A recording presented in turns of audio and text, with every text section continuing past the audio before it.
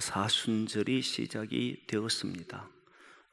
제2수요일이다 해서 이제 오늘부터 사순절이 본격적으로 시작됐는데 늘 강조했지만 특별히 우리는 늘 살아오면서 주님의 일에 동참하는 성도들이지만 이번 사순절을 보내면서 우리가 또 누군가를 어떻게 도와줄 수 있을지, 또 자기 달란트를 가지고, 자기 재능을 가지고 주님 신 달란트를 잘 사용해서 어떤 일들을 감당할지 한 번씩 생각하고 또 기도하고 그렇게 살았으면 좋겠습니다. 그래서 이번 사순절을 통해서 우리를 통해 역사하시는 주님의 그 놀라운 역사들을 경험하는 그런 사순절이 되기를 소망합니다. 특별히 오늘 말씀은 이제 요한계시록 6장의 말씀 가운데 6번째 인을 때는 임봉된 총 7가지 임봉된 두루마리 중에 그 중에 6번째 인을 때는 장면입니다. 그런데 여러분 보시면 아시겠지만 6번째 인을 떼고 난 뒤에 7번째 인이 오늘 본문에 등장하지를 않아요. 그리고 7장에 봐도 없습니다. 그럼 7번째 인은 어디 갔느냐 생각할 수 있는데 8장에 나옵니다. 8장쯤 됐어야 나와요. 처음에 저도 왜 7번째 인이 어디 가버렸을까 하고 들어봤더니 8장에 나옵니다. 그때 가서 또 이야기하고, 그러면 이제 6번째 인을 떼고 그 인에 나온 내용이 우리가 6장 후반절부터 시작해서 7장 전체를 차지하고 있다 이 말이 되는 거잖아요. 그러면 이 6번째 인이 대단히 중요한 것처럼 성경은 보여주고 있단 말이에요. 그럼 이게 도대체 뭘까? 6번째 인을 떼고 난 뒤에 무엇을 말씀하시고 싶어서 사도 요한에게 이걸 보여주시는가 하는 것이 이제 관건이잖아요. 오늘 6번째 인을 뗄 때 사도 요한이 봤더니 그 인 떼는 거기에서 한 가지 일을 보기 시작합니다. 그게 뭐냐면 지진이 나더라는 거예요. 7번째 인을 딱 떼니까 지진이, 6번째 인을 떼니까 지진이 일어났고, 그 지진이 일어나서 보니까 해가 변해요.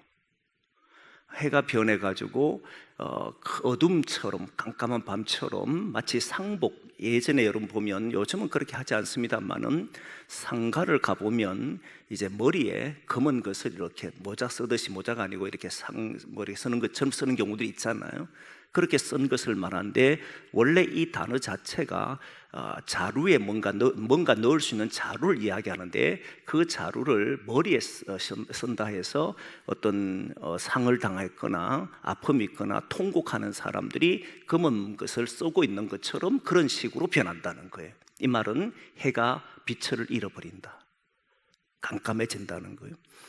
그리고 달을 보니까 달은 또 어떻게 되냐면 피와 같이 붉게 되는 핏빛의 달이 되어버리는 겁니다. 그렇게 변하더라는 거예요.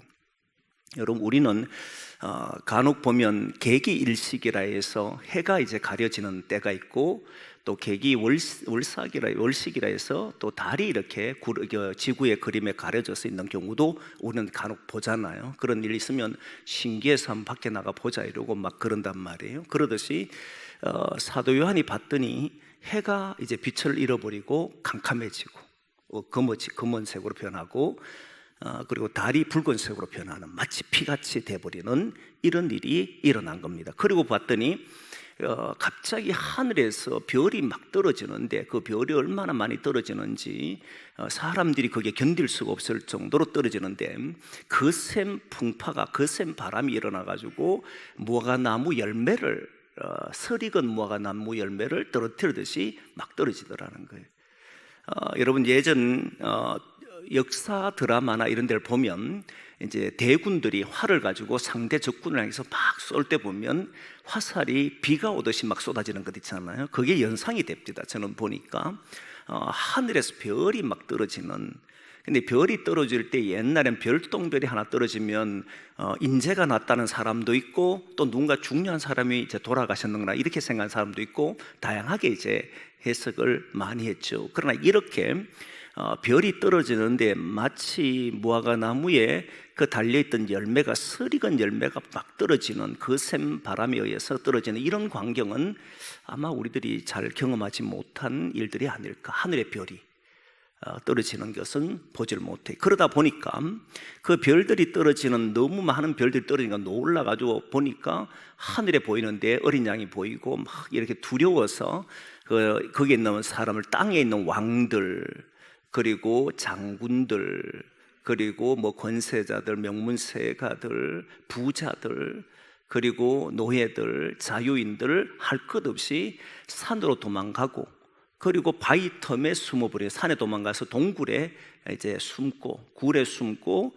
그리고 바위 틈에 숨어서 자기들이 큰일 났다, 이러다가 난리 나겠구나, 우리가 꼼짝없이 진노를 받겠다 생각을 하고는, 여러분 놀랍게도 산에게, 바위에게 우리를 좀 가려달라, 이렇게까지 이야기하는 장면이 오늘 내용이에요.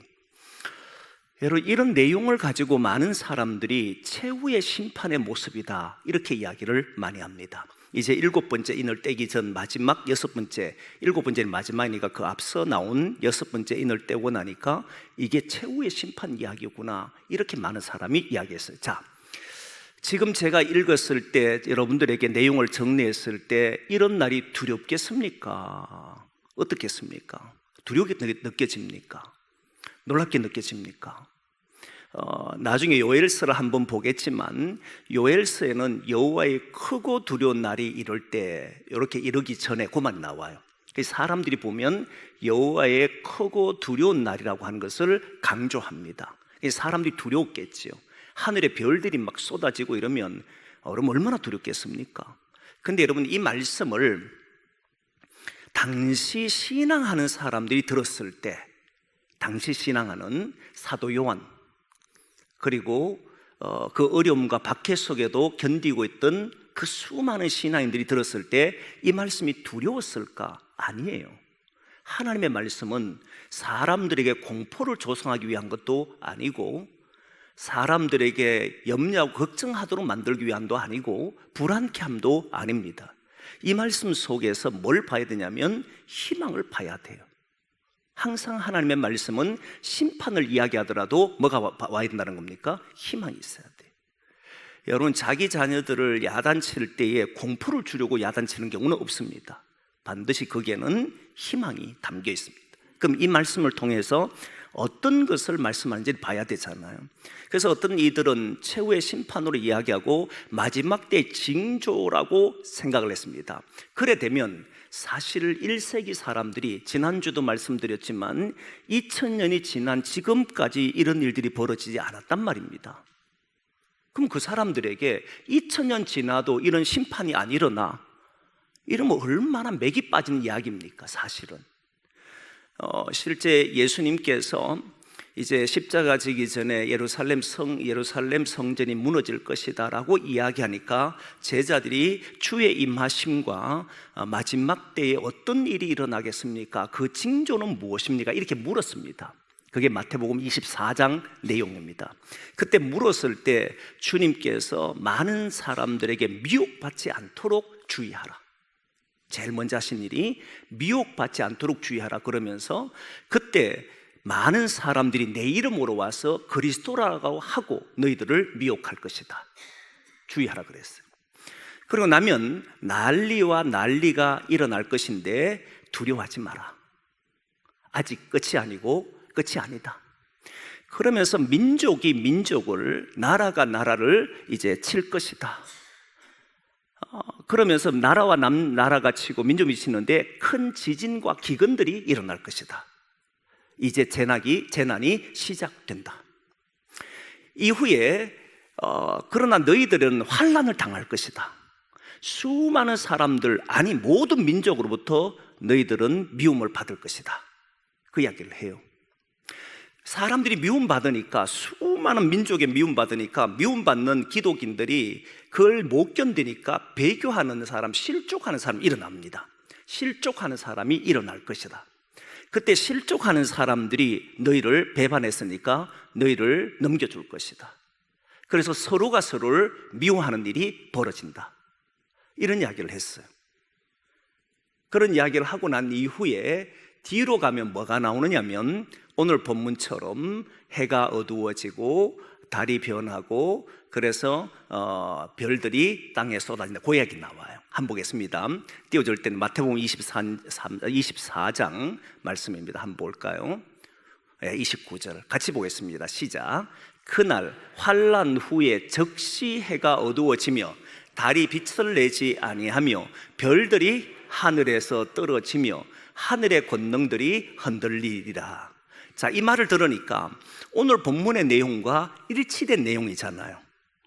첫 번째 임봉을 뗐더니 흰말이 나오니까 마치 이긴 자처럼 하고 사람들 욕했지만 점점 사람을 고통을 몰고 가는 이런 일이 벌어지는 것처럼 예수님도 마지막 때의 징조가 이렇다라고 이야기를 했어요. 그런데 이 내용을 예수님이 한 내용과 오늘 요한계시록에서 사도 요한이 본 내용이 거의 일치한다라고 해서 이런 모습, 이런 현상에 맞춰버리면 여러분 사람들은 점점 신앙의 힘을 잃어버립니다.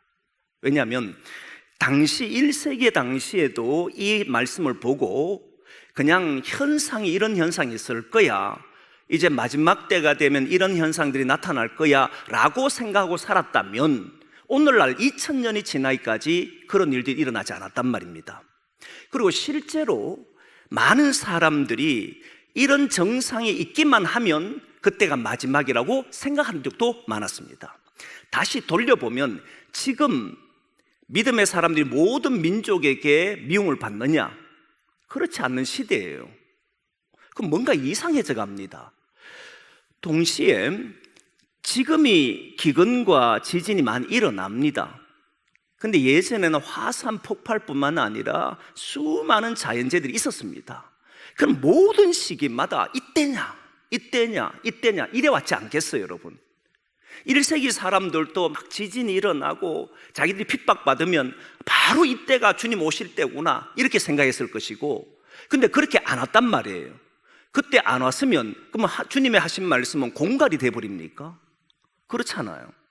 이게 문제가 된 것이 예수님이 성천하실 때에 그때 사람들이 쳐다보고 있으니까 뭐라고 얘기했냐면 너희가 본 그대로 오시리라, 그렇게 이야기했어요. 너희가 본 그대로 오시리라. 그러면 너희가 본 그대로 온다면 제자들, 그걸 본 사람들이 보고 있는 때에 온다는 이 말이잖아요. 그렇게 해석하면, 때를 이야기하면 그렇게 됩니다. 그러니까 자기들은 내가 살아있는 생전에, 내가 살아있는 동안에 주님이 다시 오실 것이다 라고 믿었어요. 이걸 보고 임박한 종말론이라 그럽니다. 곧 오신다, 곧 오신다는 믿음을 가지고 살았던 시대가 그 1세기 사람들의 모습이었었어요. 그런데 어떤 일이 벌어지냐면 한 사람씩 죽어요. 제자들 중에 서서히 한 사람, 그걸 본 사람들이 죽어나갑니다.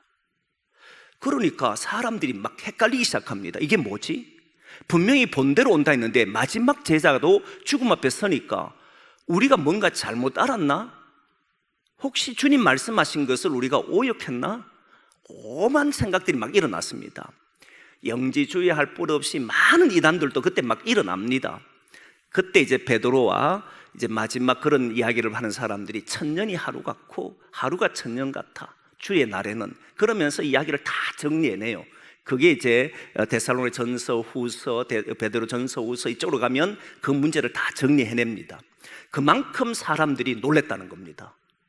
주님이 우리가 본 그대로 오신다고 했는데 안 오시니까 상당히 충격을 받았던 거죠. 그래서 이 문제를 정리를 했습니다. 그러니까 여기에서 문제가 뭐냐면 사람들은 때와 징조에 관심이 많습니다. 때와 징조에 관심 많아요.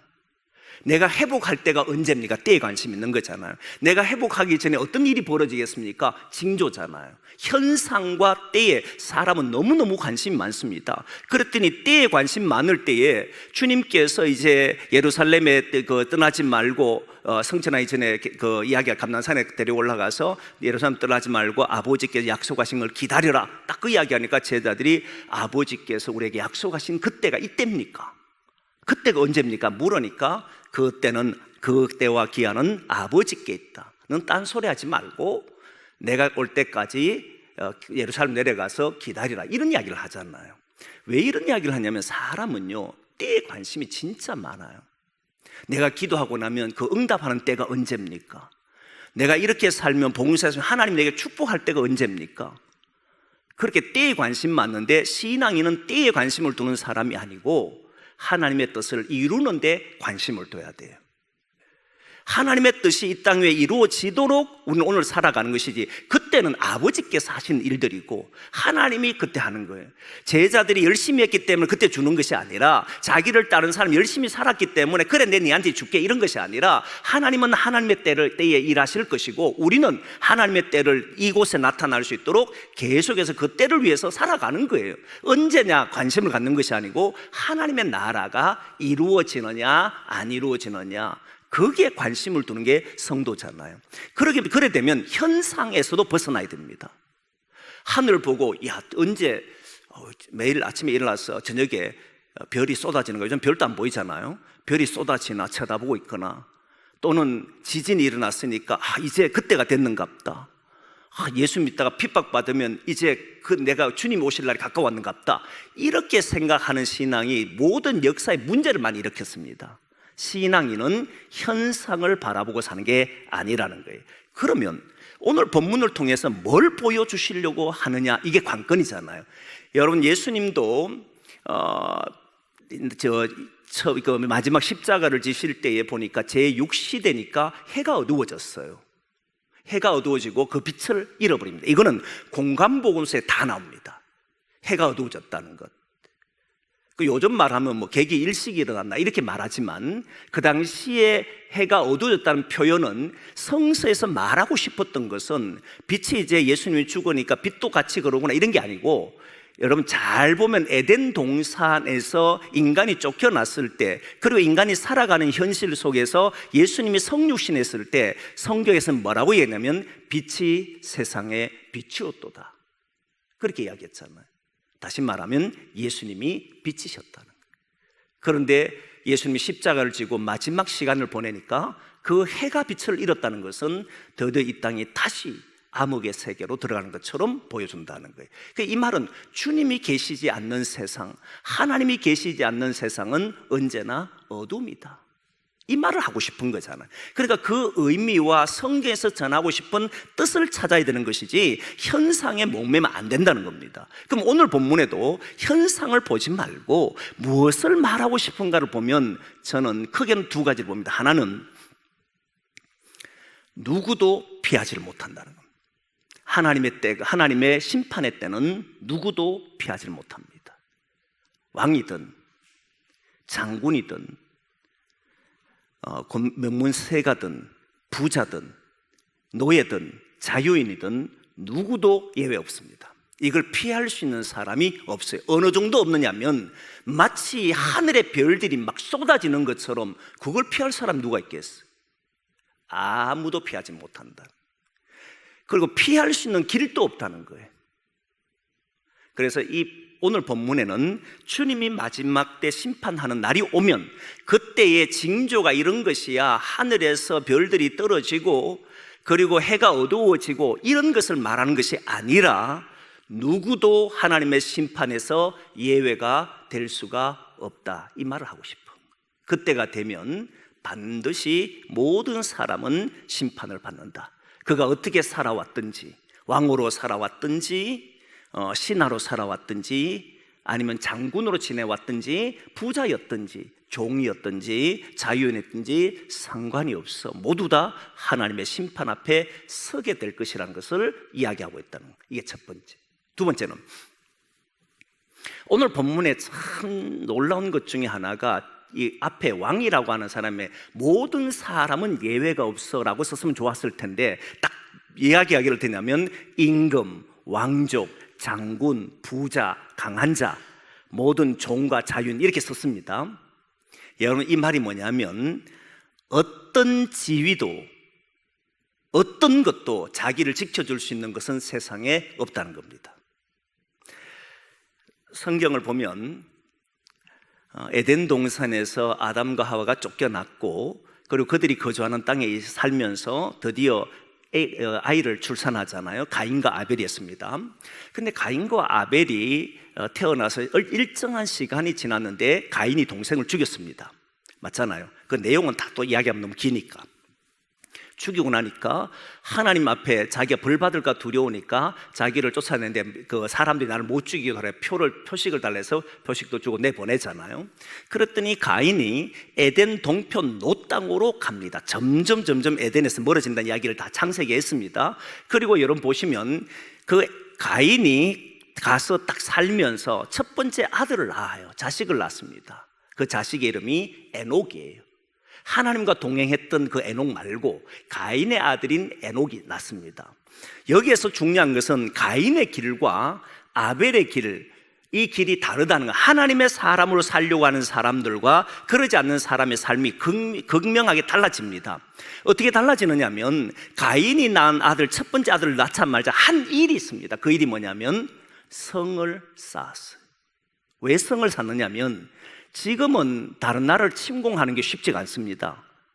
그러나 그때는 전쟁은 부족 간에도 이웃 간에도 했습니다. 가족 간에도 합니다. 살기 위해서는. 그러니까 성을 쌓았다는 이유는 뭐냐면 자신이 위태롭다는 걸 알고 자기를 지켜줄 수 있는 것을 만들었다는 겁니다. 성 쌓는 이유가 거기 있잖아요. 전에도 얘기했습니다만 우리가 지금은 이제 담이 없는 사람 많지만 담을 세우는 이유는 도둑을 막기 위한 거잖아요. 자기를 지키기 위한 겁니다. 성을 쌓는 이유도 다 자기를 지키기 위한 거잖아요. 그런데 가인이 성을 쌓음으로써 하나님이 나를 지켜준다고 생각하는 것이 아니고 이 성이 나를 지켜준다고 생각했던 겁니다. 그것이 바로 세상으로 살아가는 사람의 특징이고 하나님의 사람의 특징은 하나님이 지켜주신다는 믿음을 가지고 사는 사람들을 보고 신앙인이다 이렇게 말을 하는 거예요.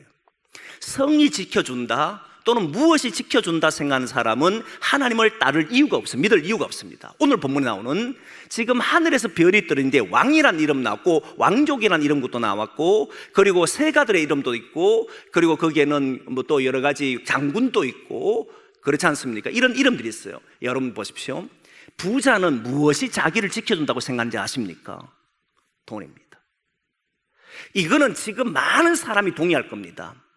돈이 있으면 자기를 지켜줄 수 있다고 생각할 겁니다. 아닌가요? 그래서 여러분 놀랍게도 돈은 바로 우상이라고 이야기할 정도입니다. 그 이유는 하나님이 우리를 지켜준다는 것이 아니고 돈이 우리를 지켜준다고 믿기 때문에 돈이 뭐 그래 우리한테 복을 주겠어요. 그러나 이 돈이 나를 지켜준다는 생각을 가지는 순간에 그 돈은 우리에게 우상이 돼버리는 거잖아요. 하나님 외에 다른 것이 지켜줄 수 있다는 것. 그러니까 보면 여러분 사람이요 힘이 있어야만 자기를 지킬 수 있다 말합니다. 맞습니까 여러분? 신앙인이요? 아닙니다. 하나님이 지켜주셔야 우리는 지킨다 이걸 믿잖아요. 다윗은 이게 정확했기 때문에 자기 아들이 자기를 치러 왔을 때 죽어 떠납니다. 사울 왕이 자기를 죽이려 할 때 자기는 죽일 수 있는 기회가 2번 있음에도 불구하고 죽이지 않습니다. 이유는 뭐냐면 모든 생명 주님에게 있고 주님에 의해서 움직인다 믿었기 때문에 그건 하지 않습니다. 자기 밑에 군사가 400명, 600명 모였을 때 그 힘으로 뭔가 할 수 있다고 생각한 사람이 다윗이 아니에요. 모든 것이 하나님에게 있다. 그러니까 골리앗 앞에 섰는 것도 이유가 거기에 있는 거잖아요. 만군의 여호와 이름으로 나는 내게 가노라. 전부 뭐냐면 신앙인으로 나의 삶을 살겠다는 사람이 바로 신앙인들이잖아요.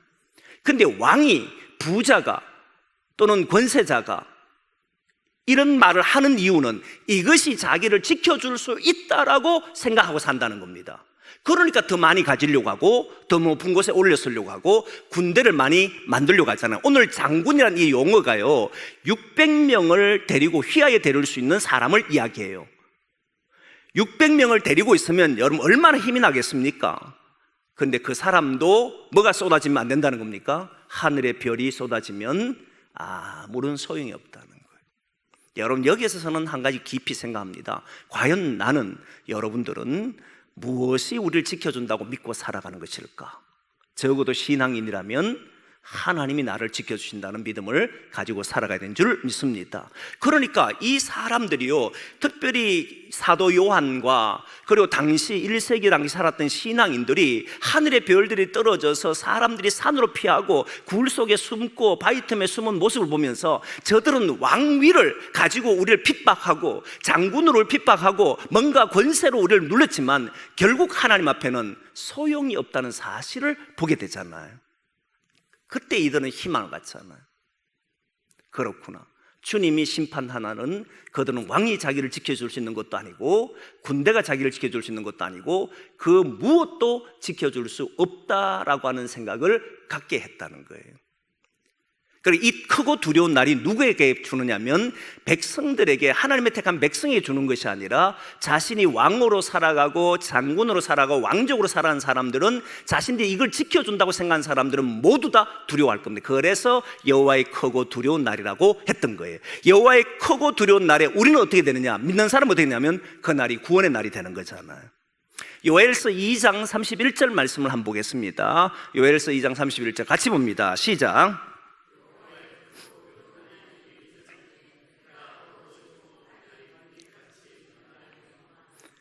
아멘. 자, 요게 여호와의 크고 두려운 날이 이야기하지 않습니까? 이 날이 이르면 해도 변하고 달도 변하는 그런 일이 벌어지는데, 그때 되면 사람들은 두려워하지만 믿음의 사람들은 구원이 이루어지잖아요. 그래서 만약 제가 한 이야기가 맞으면 6장 넘어서 7장부터는 그렇게 신앙으로 지켜온 사람, 누구도 피할 수 없는, 하늘의 별이 떨어지면 아무도 피할 수 없는데 그걸 피할 수 있는 사람에 대한 이야기가 나와야 됩니까? 나와야 됩니까? 나오게 됐습니다. 그 사람이 14만 4천 명, 그리고 그 뒤에 따라온 수많은 사람들이 있음을 기록해놨어요.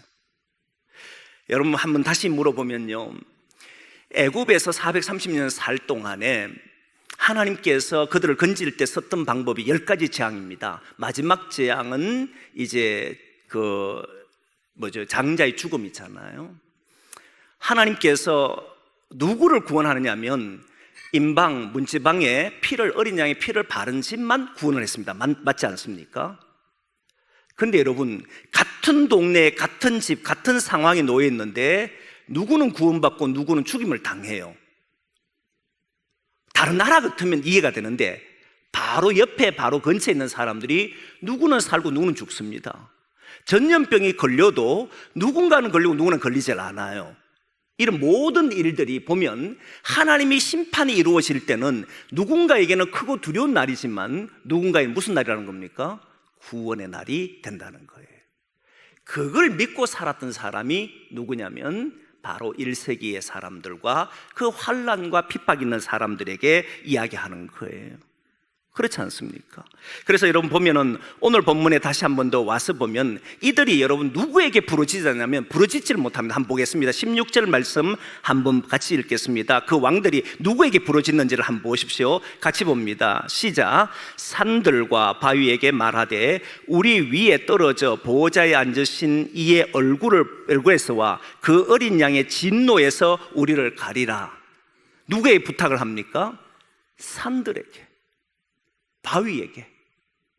자신이 의지할 대상이 이제 사라져 버리니까 지금 피할 수 있는 굴이 굴 속에 들어가서 피했지 않습니까? 바위 틈에서 피했지 않습니까? 그럼 지켜줄 수 있는 게 겨우 뭐라는 거예요? 산이고 바위밖에 없는 거예요. 거기에서 우리를 건져줄 주가 누가 있느냐? 그리고 여러분 보십시오. 17절 말씀 보십시오. 그렇게 이야기하지 않습니까? 17절 말씀 봅니다. 같이 봅니다. 시작. 그들의 진노의 날, 큰 날이 이르렀으니 누가 능히 서리요 하더라. 그죠? 그들의 진노의 큰 날이에요. 누굽니까? 왕들, 왕족들, 장군들. 이들에게 큰 날이 이르는데 누가 여호와 앞에 서겠느냐? 아무도 없다. 그런데 누가 서느냐? 6장부터 시작하고 7장부터 보면 바로 나오는 말씀들이 바로 인침을 받은 사람들 쫙 나와요. 쫙 나옵니다. 여러분, 저는 말라기서를 보면서 여러분들에게 은혜를 나눈 적이 있지만 큰 깨달음이, 하나님께서 내가 너희를 사랑하였노라는 말씀을 한 적이 있습니다. 1장 처음에 딱 2절부터 때립니다. 그랬더니 말라기 사람들이 하나님이 어떻게 우리를 사랑했습니까? 라고 반문을 했어요. 그러자 하나님의 대답은 나는 에서를 사랑하지 아니하였고 에서를 미워했고 야곱을 사랑하였느니라, 이렇게 얘기합니다. 근데 그러면서 하는 이야기가 에서가 그 후손들이 에돔인데 에돔이 성을 쌓아봐라, 우리는 성을 쌓을 수 있고 뭔가 대단할 수 있다고 해봐라, 나는 다 허물겠다, 그 이야기해요. 근데 야곱은 쫓겨다니고 했잖아요. 나는 그들을 세상 끝에서도 모아올 것이다, 그 이야기 하거든. 어디에 있든지 내 백성들은 내가 그들을 데려올 것이다, 그 이야기 합니다. 그러니까 주님께서 택하신 사람, 주님이 세우신 사람들은 반드시 주님께서 보호하시고 마지막 날에는 구원하신다는 그 이야기를 하고 싶은 거잖아요. 그럼 오늘 본문에서 정말 하고 싶은 말씀은 뭐냐면, 그때가 되면 누구도 피할 수 없다. 사람들이 자기 스스로 만들어 놓은 이것이 나를 보호할 것이다, 이것이 나를 지켜줄 거다, 이것만 있으면 나는 살 것이다 라고 하는 그 어떤 것도 그 사람을 보호할 수가 없다. 여호와 앞에 살았던 너희들, 정말 고통 속에 살아가지만 하나님을 의지하고 예수 그리스도를 믿음으로 살아가 밤모섬에 갇히기도 하고 매를 맞기도 하고 순교자 되기도 하지만 끝내 나는 너희들을 거기에서 구원하실 것이다 하는 이 말씀을 오늘 본문을 통해서 주시더라는 거예요. 사랑하는 성도 여러분, 혹시 살아가면서 예수 믿는 것 때문에 힘들어 본 적 있습니까? 외로워 본 적도 있습니까? 혹시 믿음을 가지고 사는 데 있어서 여러 가지 어려운 상황 속에 놓여 본 적 있습니까? 조금도 두려워하지 마시라는 거예요. 하나님의 심판의 때는 하나님이 그를 건져주신다. 지난 시간에 이미 하나님 안에서 순교당하고 하나님 안에서 살다가 어려움 당한 사람들이 그 하나님의 그 보호자 아래에 엎드려서 성전 아래에서 그 말씀 전한 거 봤잖아요. 어느 때까지 우리가 이렇게 해야 됩니까? 막 이런 이야기를 했잖아요. 원망하는 것이 아니라 원망하고 막 그런 고통의 소리가 그들은 아니었잖아요. 하나님께서 구원해 주기를 바라는 그들의 소리였다면 오늘 이 말씀은 바로 그날이 반드시 있을 것이다, 그리고 그날에는 너희들이 구원을 받을 것이다, 그 이야기를 한 거죠. 그래서 여러분 7장을 넘어가면 14만 4천 명이 나오고 그 위에 따라서 나오는 사람들이 많이 있더라는 거예요. 그래서 이 말씀을 기억하고 저와 여러분들이 신앙생활하며 살아갈 때 여러 가지 어려움들이 있을 수 있겠지요. 신앙하다 보면 힘든 일도 있겠고 경제적인 어려움도 있을 것이고 사람과 사람으로 오는 어려움도 있을 것이고 믿음을 지키기 위해 살다가 큰 아픔이 있을 수도 있지만, 그러나 그 어떤 것도 우리를 지켜줄 수 있는 것이 아니라 오직 주님만이 우리를 지켜주신다는 믿음을 가지고 그렇게 살아가기를 소망합니다. 우리 이 말씀을 가만히 보면요, 한 가지 떠오르는 게 있어요. 뭐냐면 하나님의 마음입니다. 여러분, 에덴 동산에서 하나님이 사람을 쫓아냈잖아요. 쫓아내는데 그때 쫓아내실 때에 했던 말이 뭐냐, 이들이 우리와 같이 선악을 알게 되었으니까 이제 생명나무 실과를 먹고 영생할까 봐 두려워한다. 그래서 이들을 내보내시고 에덴 동산을 두루도는 화영검으로 이렇게 둘러치고 아무도 못 오게 했잖아요.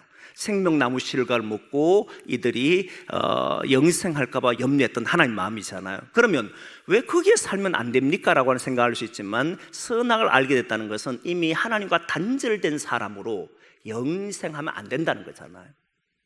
하나님과 단절된 사람이라고 하는 것은 불안과 두려움 속에서 영생 사는 걸 여러분 원합니까? 저는 원치를 않아요. 빨리 이런 생활이 끝이 나고 진짜 자유를 얻고 기쁨을 누리고 다시는 두려움도 없고 불안도 없는, 죽음도 없는, 아픔이 없는 그런 곳에 살고 싶지 않나요? 그걸 위해서 우리는 지금도 기도하고 나가지 않습니까? 지금 우리가 있는 곳이 그렇게 되지 않는다 해도 우리는 그걸 믿기 때문에 그 일을 위해 살지 않습니까? 그런 날이 있기 때문에 오늘도 우리는 희망을 하고 있는 것이고요. 이 말은 무슨 말이냐, 하나님은 우리를 그런 세상으로 인도하고 싶다는 거예요. 다시 회복된 사람으로. 그 다른 말로 하면 하나님이 아담과 하와를 사랑하셨다는 증거라는 거예요. 에덴 동산에 쫓아낸 것은 심판하고 그를 미워해서 쫓아낸 것이 아니라 다시 구원하시겠다는 구원의 의지를 보여주셨다는 거예요. 그러니까 이 말씀을 들어보면 해가 검게 되고 달이 핏빛으로 변하니까 이제 세상이 심판당하구나, 두려워하고 불안한 세상이 아니라 하나님이 우리에게 베푸실 그 사랑을 우리에게 보여주시는구나. 내가 이런 고난과 아픔에서 견뎌냈을 때 주님은 끝내 나를 여기서 구원하시는구나, 이 희망을 가지겠다는. 그러니까 이들은 징조와 현상을 보려고 하지 않습니다. 어느 때에 일어나느냐 묻지 않습니다. 내일 일어날 수도 있고 뭐 천년이 지나 일어날 수도 있지만 그 생각을 갖고 산 것이 아니라 나는 반드시 주님께서 나를 구원하신 날이 있다는 사실을 알고 내가 살아가는 이 세상에서 하나님의 나라를 이루며 살겠노라고 매 순간마다 결단하고 그렇게 산 사람들이 바로 신앙인들이잖아요. 그러니까 세월이 1000년이 흐르든 2000년이 흐르든 이들은 거기에 관심을 둔 것이 아니라 현재 내가 있는 이곳에 하나님이 함께하는 역사를 일으키며 살겠다는 그런 믿음을 가진 사람들이 신앙이에요. 그러니까 여러분 주일날 교회 오면, 우리는 지금 주일날 오지만 그들은 주일날 모였을 때 다시 돌아가면 핍박이잖아요. 다시 돌아가면 로마의 압박이고 순교잖아요. 순교 현장이잖아요. 그러면 교회 모이면 그들이 마음을 놓고 말을 하고 하나님의 은혜를 받을 수 있는 유일한 곳이 어디였냐면 교회였던 거잖아요. 그럼 교회 오면 하나님 나라가 경험되고, 그리고 다시 나갔을 때 저 로마가 우리를 저렇게 괴롭히는데, 로마 황제가 우리를 저렇게 죽이려고 하는데 저 인간 저주받아야지, 이런 말 했겠습니까? 이 로마를 어떻게 하면 살릴 것인가? 이 로마를 어떻게 하면 구원할 것인가? 우리가 이런 고통 속에서도 이 로마가 그리스도의 계절이 오기까지 우리는 그 일을 해야 되는 것이 아닌가? 저들이 나를 죽인다 할지라도 우리는 주님의 뜻에 따라 하나님 나라를 이루며 살 것이라. 그 순간순간, 매 결단의 순간이 어디냐면 교회 안에서, 신앙하는 공동체 안에서 일어났다는 이야기입니다.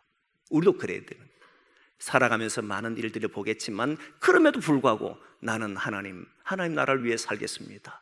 또 기도하고 주님의 뜻이 이루어지기를 소망합니다. 그렇게 기도하고 살아가는 그런 저와 여러분 되기를 소망합니다. 우리 같이 한번 통성으로 기도하겠습니다. 우리가 당하는 어려움들이 혹시 있을지 모릅니다. 마음의 상처도 있을 수도 있습니다. 그러나 우리는 다시 하나님 나라를 꿈꾸며 하나님께서 주실 그날을 바라보고 반드시 심판 날이 있을 거, 그때는 우리는 구원받는 날이 있다는 사실을 알고 우리가 함께 그 나라가 이루어지도록 우리가 통성으로 기도하고, 모든 곳에 구원의 역사 있기를, 우리가 살아가는 모든 곳에 하나님 나라가 이루어지는 일에 우리가 쓰여질 수 있도록 우리 같이 한번 통성으로 기도하겠습니다.